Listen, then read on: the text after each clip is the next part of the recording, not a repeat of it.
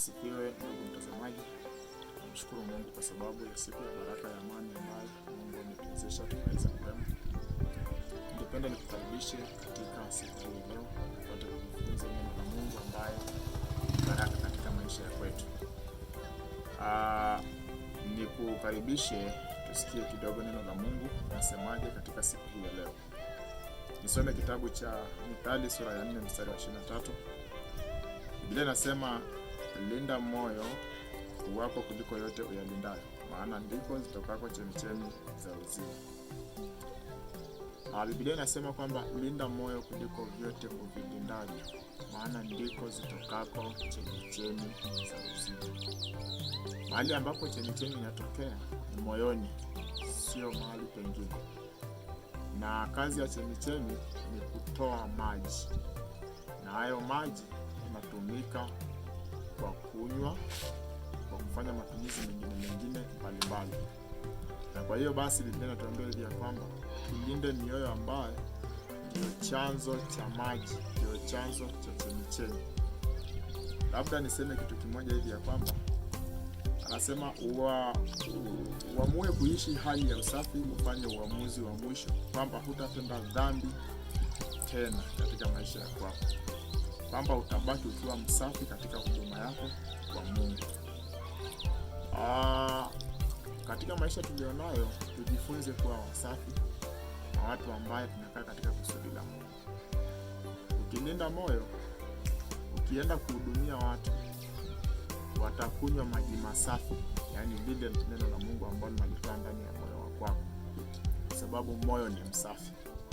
Lakini ukiacha moyo uchafuke, utakapoenda kuhudumia watu watapokea kitu kichafu, kwa sababu ya kile ambacho kipo moyoni kinachotoka kwenda kwa watu. Kwa hiyo chanzo kikiwa safi, wapokeaji wanapokea kitu kisafi. Na kamwe kisima hakitoi maji ya bomba, maji masafi. Na maji masafi hayatatoa kamwe maji machafu. Kwa nini? Kwa sababu haziingiliani. Hivyo ilivyo pia kwa binadamu, kwamba moyo msafi unatoa mambo masafi, moyo mchafu unatoa mambo machafu. Bwana asifiwe sana. Kwa hiyo lazima kwamba uweze kutambua ya kwamba ukilinda moyo wako, mambo mazuri yatatokea ndani yake na utamuona Mungu katika maisha yako.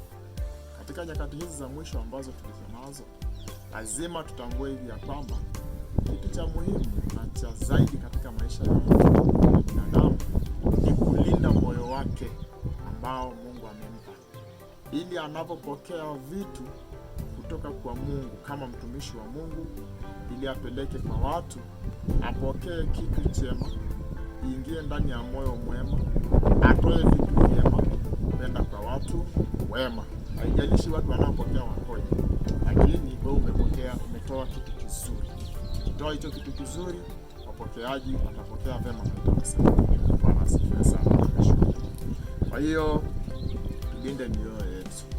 Biblia inasema hivi ya kwamba moyo huwa mdanganyifu kuliko vitu vyote, tena una ugonjwa kuficha. Moyo unaweza kukudanganya kwamba wewe uko salama, lakini kiukweli Mungu anakutazama wewe hauko salama. Na moyo unaweza kukushuhudia kwamba wewe umesamehewa au umeponywa, lakini kiukweli hujaponywa bado, hujaachana na wale madhaifu bado. Inahitaji uende ndani zaidi, uende kina zaidi, uende zaidi katika neno la Mungu, ili upate ukweli halisi, ili kwamba uweze kusaidika katika maisha. Bwana asifiwe sana.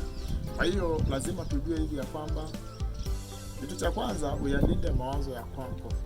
Mawazo yako ndio mlango mkuu ambaye adui anaweza akatumia kuingiza vitu ndani ya kwako, kupitia macho, kupitia masikio, vile unavyosikia, kupitia chochote katika maisha yako. Kwa hiyo mawazo, yani macho yanapotazama kitu chochote hupita, maana ndio kamera, ndio mlango wa kuingiza vitu ndani ya mtu.